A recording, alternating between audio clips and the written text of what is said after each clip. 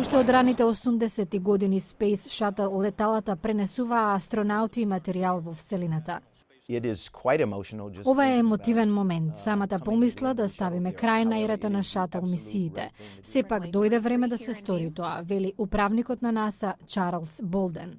НАСА наредната година ќе ја прекине Space Shuttle програмата и презема нови чекори за човечко истражување на вселената. Агенцијата планира да потроши милиарди долари за потекнување на развој на вселенски летала за комерцијална употреба, а работи на нови видови на погон за вселенските летала. Но барем досега обидите за создавање на нова генерација вселенски летала и ракети наидоа на технички проблеми и големи трошоци.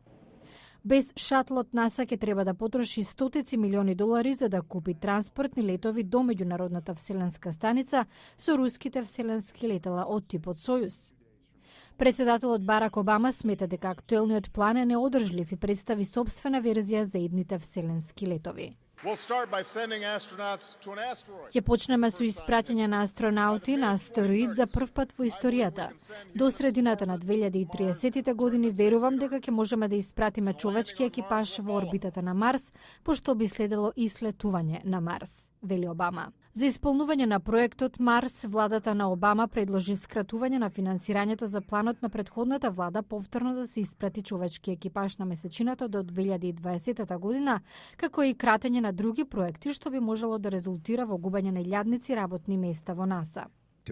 Агенцијата воедно планира да вложи милиони долари кон приватните компании како Боинг за изработка на така наречени вселенски такси возила, што би превезувале туристи на кратки вселенски летови до 2015-та.